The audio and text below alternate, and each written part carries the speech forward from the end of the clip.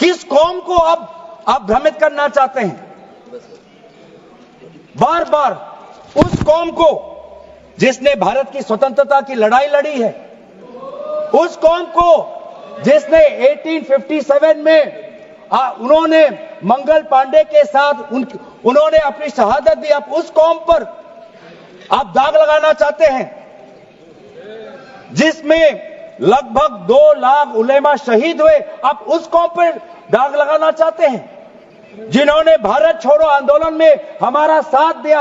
आप उस कौम पर आप दाग लगाना चाहते हैं जिन्होंने 6 अप्रैल 1930 में दांडी मार्च का सपोर्ट किया। आप उस कौम पर आप दाग लगाना चाहते हैं जिन्होंने 1926 में ब्रिटिश के डिवाइड एंड रूल को खंडन किया। आप उस कौम पर आप दाग लगाना चाहते हैं जिन्होंने मौलाना हुसैन अहमद मदानी ने 1924 में कंप्लीट इंडिपेंडेंस की मांग की।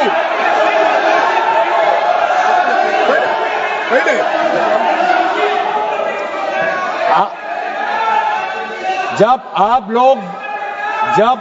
लोग भारत छोड़ो आंदोलन का समर्थन नहीं कर रहे थे, उस कौम ने भारत छोड़ो आंदोलन का समर्थन किया। जब आप लोग अंग्रेजों को मर्सी पिटीशन लिख रहे थे, वो माल्टा में 3 साल और इजिप्ट में उन्होंने शहादत दी। आप किस कौम पर दाग लगाना चाहते हो जिन्होंने 1924 में जिन्ना के 2 नेशन की थियरी को पूरी तरीके से नकारा? आप उस कौम पर लगा रहे हो। सर, यही है इनका डिवाइड एंड रूल। यही है इनका डिवाइड एंड रूल। बहुत किस कौम को आप भ्रमित करना चाहते हैं? बार बार उस कौम को जिसने भारत की स्वतंत्रता की लड़ाई लड़ी है, उस कौम को जिसने 1857 में उन्होंने मंगल पांडे के साथ उन्होंने अपनी शहादत दी। आप उस कौम पर आप दाग लगाना चाहते हैं जिसमें लगभग 2 लाख उलेमा शहीद हुए। आप उस कौम पर दाग लगाना चाहते हैं जिन्होंने भारत छोड़ो आंदोलन में हमारा साथ दिया।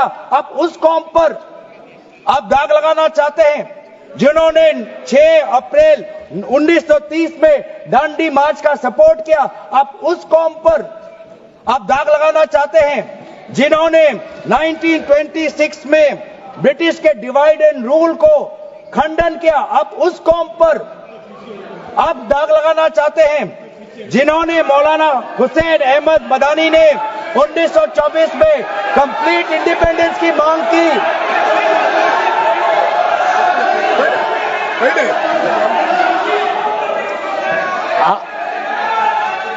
जब आप